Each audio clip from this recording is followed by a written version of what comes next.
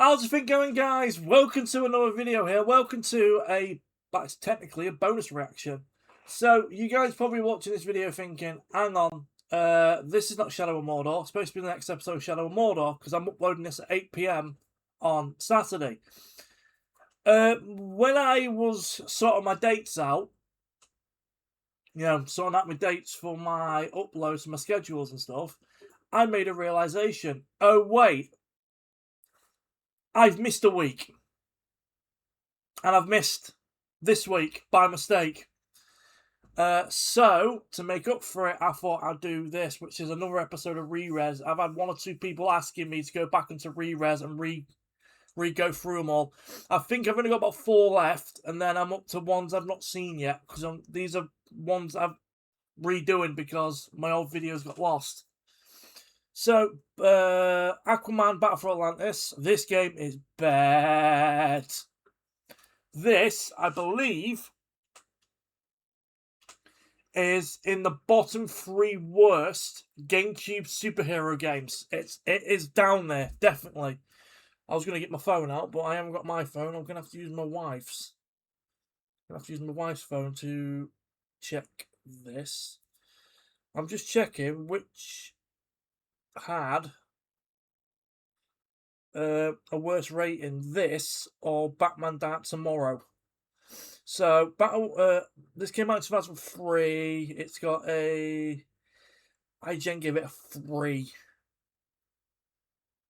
Aquaman GameCube Metacritic. So Aquaman. This game got a 26 on Xbox.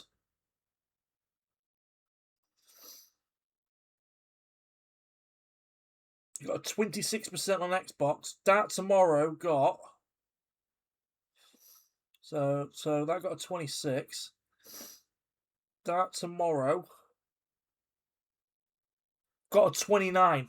So according to Metacritic, this game is around 4 to 5% worse than Dark Tomorrow, which I've already done on the channel. Do check that out, guys.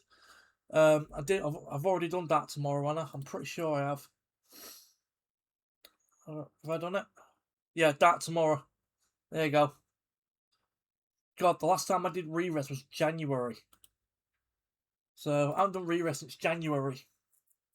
So we're going back to Rerez, guys. Aquaman Battle for Atlantis. Let's do this. This video is only 12 minutes. 3, 2, 1. Let's slam it. Let's go. Aquaman Battle for Atlantis released in 2003 for the Xbox and GameCube. It was developed by Lucky Chicken Games, because when I think of chicken games, I think of luck. This game has you controlling the one, the only Aquaman. No, not him. At least, not at first. This Aquaman. He looks like something that washed up on the beach. Little help? That's right! The world finally gets a standalone Aquaman game, and they use his divisive 1994 redesign. This saw Aquaman's left hand eaten off by fish, and then he got sad and forked his stump. But hey, on the bright side, it's still Aquaman, Arthur Curry himself. You have total access to Off by Sorry, I'm just on my phone. On the phone, I've decided to get Lucky Chicken Games up. They are still around, but they're now a mobile phone game developer. So, yeah, you can tell how low this company's hit. They now make mobile phone apps. And they are still around. They're still a thing.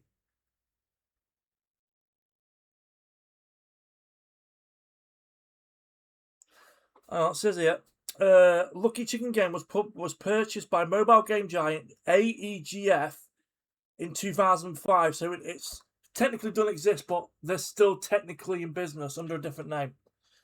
fish, and then he got sad and forked his stump. But hey, on the bright side, it's still Aquaman, Arthur Curry himself. You have total access to all of his amazing abilities, each one making this iconic superhero an established member of the Justice League. Let's see, that includes powers like swimming, breathing underwater, and talking fish into doing things they really don't want to do. Hold on. Swimming, water breathing, fishy talk. Is that all the powers he has? Well, no. As far as the comics... I'm not a big fan of Aquaman as a superhero. I just think Aquaman's a bit pants. To be fair, like, I'm a big Batman guy. Everyone knows that. My favorite superhero is Batman. I would probably say my second favorite is probably Deadpool because he's funny. So, any other superhero, I'm not really interested in any of the others. But because my favorite comic book universe has always been the Batman universe. Like, the games were just fucking absolutely phenomenal. Not played Lego Batman yet. That came out yesterday. The new one, but the PC requirements on that game is horrendous.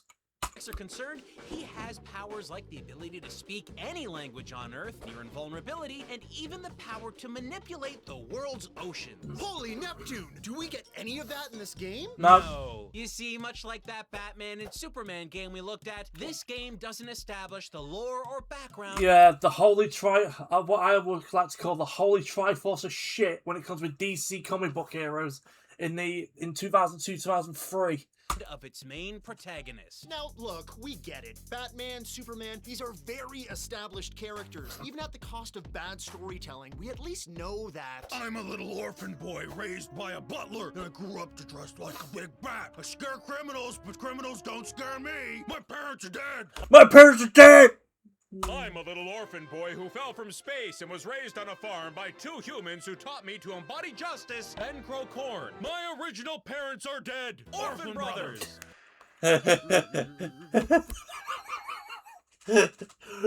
My parents are dead. Alfred. Alfred. But you see, Aquaman is a little confusing. He has multiple variations of background stories. Oh, and this game was released a decade and a half before the Aquaman movie, so John Q. Public had little to pull from. So far, everything about this game is a bit of a mess. Yeah, then you've got fucking Jason Momoa, absolute fucking unit of a bloke. Fucking one of the coolest fucking guys you can see. Fucking so cool, Jason Momoa. Right? Well, I say we all calm down and experience the game for what it is. Let's dive headfirst into Tetris again. No. Come on, I don't really... We can't. Fine, fine. Let's play Aquaman Battle for Atlantis. Now, If you guys are wondering, I know some of you are going to be like, why are you rewatching this and stuff? I've just double checked. I've got 2 left. Indiana Jones and the Stafford Kings and Sid the Dummy, and then I'm up to Batman and Robin, and that's where I got up to. And then the one after that is Power Rangers Lightspeed Rescue. I'm reading it off my screen here. I've already done that one.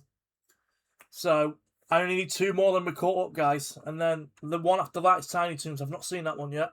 normally we would start off with glimpses of the first level of the game, but we gotta be honest, we were immediately distracted by the main character. Oh, God! Mi primer recuerdo a los 11 años.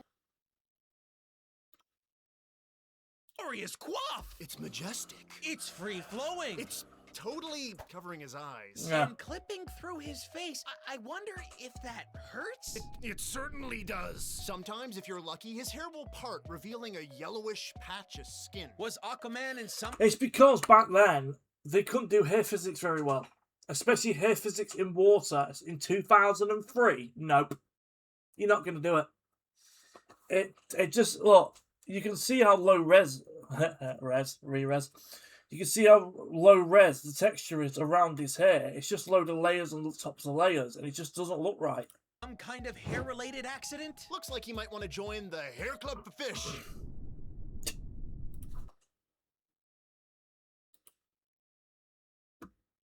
Oh, I didn't mean to do that.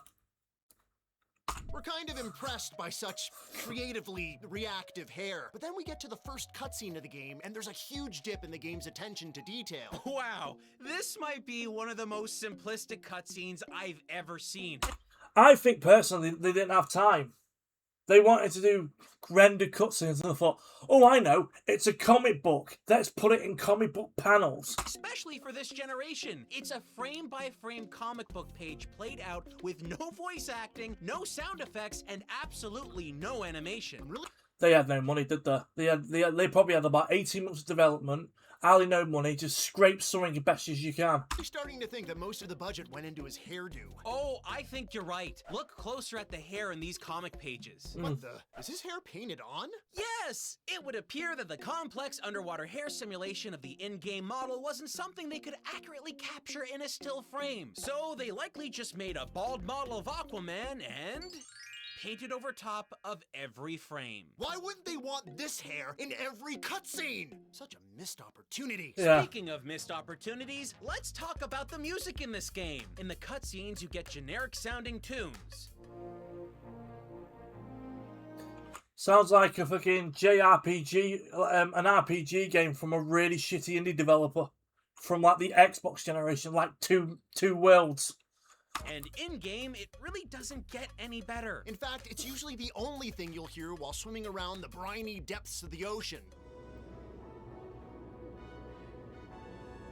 You won't hear water sloshing by Aquaman's head. You won't hear the sound of underwater crafts the size of airplanes whizzing by. Heck, you won't even hear Aquaman make an aqua fart. Did you hear that? Of course you didn't. The My only sound fish. effects you will hear are the basic sounds of punching, kicking, collecting items, and sometimes explosions, which, by the way, they all sound like they're happening on dry land, which is incredible, seeing how this entire game takes place underwater. How do explosions work underwater? It'd just be like a gush of water just going like that. Oh, did we not mention that? No, but we're gonna mention it now. This whole game is a sequence of underwater levels. The Do you know what? Just looking at that camera's making me sick. bane of every gamer since the dawn of Turtles on the NES. So, of course, you'd want to make a complete game around just that one concept. Every stage is bland and colorless. It feels as though everything is lacking life. An incredible feat for Atlantis, a city that should have an enormous population. That feeling of emptiness is furthered by all the levels in the game being incredibly dark. The designers probably did this purposely because we're all the way at the bottom of the ocean, I suppose. I think they were inspired by looking inside a trash can with a few disheveled soup cans in it, all gray and hollow. Yeah. Well, while we're here. Yeah. Okay, you do see massive submarines and underwater vehicles passing through the city, but they don't make any noise. They don't have any light. So basically, according to Metacritic anyway, what I've just read, this out of the 3 DC games, so Superman, Batman, and this one's the worst. And heck, even when they are clearly supposed to be animated, like this ship right here with an obvious propeller sticking out the back, it remains static as if nobody on the animation team realized that the propeller thing here was supposed to twirl around. It's all lifeless, besides the very few times you witness sea life kinda just passing through. Ah, Dolfo, how's life, my perky aquatic chum? You think your wife may have been unfaithful with a shark? Well, old friend, you know what they say. There are plenty of mammals on the surface, and... Oh! Holy shells! Dolfo! What just happened? Where'd you go? Dolfo! Dolfo! Oh yeah, that happens a lot. Yeah, a lot of clipping. So there's no invisible walls.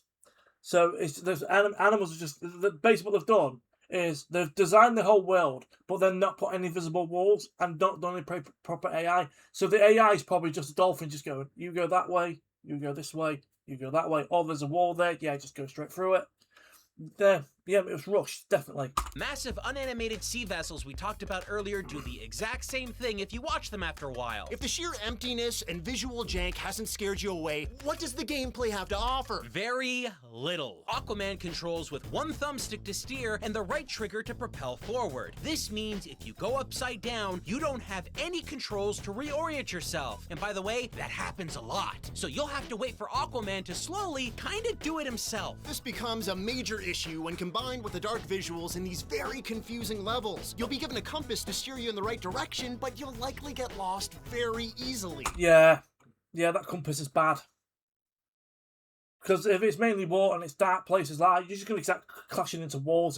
It's not good. That compass will guide you time and time again into the wrong area, smacking up against walls or getting caught in corners. It's massively frustrating. Oh, that's frustrating. We haven't even gotten into the worst part. Let's talk about the combat. Oh, it's done with a trident, right? Like on the cover? Trident. Get real close. Wait, Get real- what is it? What is it? Aquaman never uses a trident in this game. Trident. Instead, you flail your arms about as you threateningly doggy paddle towards Yeah. They're trying to do like a beat 'em up style, do you know, when you get to an area, you're locked in that place, beat the enemies, and then you move on. They try to do that, but because of the physics of being underwater and you're floating around, it just doesn't work. your enemies. And really, you just punch buttons randomly until the enemies just sort of disappear. Oh, but if that's too complicated for you, you can try out the combo system, which completely breaks the game. Yeah, just look at this move. You paralyze an enemy with a kick, toss them into another enemy, and then that enemy becomes paralyzed. Oh, toss that enemy into another enemy, and then that enemy becomes paralyzed. Toss that enemy into another enemy, and then that enemy becomes paralyzed. You get it? You can just continue doing the same move again and again, and the enemies have no recourse. But hey, let's say you're sick of all that movement and strategy. Well, Aquaman can use his special fish-whispering powers to call his underwater friends for help. They just kind of pathetically headbutt enemies away, never to be seen again. There's a shark, a hammerhead, and... Oh, Dolfo! Oh, you're alive! I was wondering where you went. Do not mess with Echo the fucking dolphin. I am not afraid. I was born to do this. I literally did a reaction video earlier on, and I literally got the same advert. Instead of it being Joan of Arc, it was Mulan. Dolfo! Jeez! I knew you had a lot of pent-up rage, man, but I think you may need to see a therapist. About all you do in Aquaman is awkwardly swim around, pick and fight. So you'd assume that maybe the levels themselves would change to keep your surroundings fresh, but they rehash the same few levels over and over again. even the roster of enemies that you face seem to be the same character. So give me a hug, Aquaman. I'll keep you warm. I am a lava troll, even I'm under fucking water. Same moves, same attacks, same animations, but they're just reskinned. So you fight them too. Oh, this was only the first instance of seeing duplicated assets. The worst offender was the submarine levels. Yeah, don't get excited. There are real playable sublevels here with controls that somehow are more difficult to control than the already impossible Aquaman himself. Steering, shooting, and the simple act of not getting blown up are a marathon challenge. You lose health fast, but you'll lose your special attacks, like torpedoes, even faster. The first submarine level is all about defending a building. Get rid of all the enemies and you're done. The next 3 sublevels. Oh, I hate missions like that. Oh, I find it so annoying. I hate games where you have to protect something or defend something. I fucking hate it. They are all the same. Each level has a big enemy in the center that you need to destroy, but the rest of the level is the same location every time. It's such a lazy reuse of assets. And that big thing you need to destroy in the center offers the same identical gameplay, even if it looks just slightly different. Destroy a bunch of small power packs to disable a shield that is hiding something else that you need to destroy. Rinse and repeat for each boss. Eventually, boring, reused assets became the least of our worries because when we got back into a normal fight, this happened. Aquaman's spear hand just kind of glitched off. This is amazing. We don't know why this happened, but for the rest of the level, it never came back. So every enemy that Aquaman fought in the game was just clumsily bludgeoned by a stump. Hey, Yeah. What did the one-handed superhero ask the face? Stumped! This hilariously awful glitch might have been a sign of things to come, as from this point forward, the game seemed to become less and less stable. We had the game crash to blank screens with some of the HUD still visible and the music still playing, but Whoa. you couldn't do anything but restart the level. Despite all of this, we kept playing through Aquaman Battle for Atlantis, barely treading our way through the whole experience. And eventually, along the way, both of us got to thinking that all of this seemed shockingly familiar. Floating around and beating up enemies? Well, Superman 64 or the Superman game. if you took away the water and brightened things up, it would look like you were flying around beating up enemies. In fact, it would look exactly like Superman Man of Steel. But there's no way at all that the development team behind this Aquaman game is related to Man of Steel, right? Wrong! We dug through the credits of both games and made a shocking discovery. Senior people at DC Comics were involved in not only both of these games, but also, get this, Batman Dark Tomorrow. While companies 80s shifted, the DC brand remained the same, with largely the exact same people running it. And these DC folks are not involved in every DC game ever made, just a few, and they happen to include these ones. Whether they had a creative role in these games, we likely will never know. I bet they did, and they knew nothing about gaming, and that's why at the time, Marvel, you had Marvel versus fucking Capcom at the time. Marvel was fucking kicking ass. This is what DC was pumping out. But what we do know is that these 3 titles are bound together by a cursed fate, each one showcasing some of the Alfred! worst elements to have ever graced game adaptations of these enormously popular superhero franchises. And Aquaman. Every entry is a testament, an example of just how awful a game can become when no love, effort, or time is placed into them. Aquaman Battle for Atlantis had an uphill battle, taking a superhero deemed lesser by some and twisting it into an awful game. It might have had a chance at one point in its I just noticed it was a little bit cut off. Apologise. development, but now It's Just bad. Yeah, the game's terrible. I think what it was, like I said, DC was in a slump. Same, to be honest, Marvel wasn't in a great position at the time. So, yeah. So, let me know, guys, in the comments below. This game, Batman Dark Tomorrow and Superman, Man of Steel, did you guys ever play these growing up? If you did play them, why? Let me know why. Do you reckon it's because you saw it and you thought, oh, Superman's in this, Batman's in this, oh, this game's going to be really good because Batman's in it. When you're a kid, you don't realise. Yeah, I just realised that looks really, really bad. Let me just try and sort this out. There we go. Alright then, guys, that was it, guys. So, it's going to be the same next week. Next week, it's going to be back to Shadow of Mordor. It was me messing everything up. This is just an extra video so I can play something here. So, that'll be it for this video, guys. Have a good one. Look after yourself. Like, share, comment, subscribe. Do check out all of my stuff in the description below. Check out my wife's stuff as well. And I'll see you guys on the next video. Peace out. I've got 2 left. Then I've caught up to where I was when I was watching these originally. I've got Indiana Jones left. And I've got Sid the Dummy left. Then I'm on Batman and Robin. And that's where I got up to. Alright? So, I've nearly caught up again. So, until then, have a good one. Peace out. See you in a bit. Bye-bye.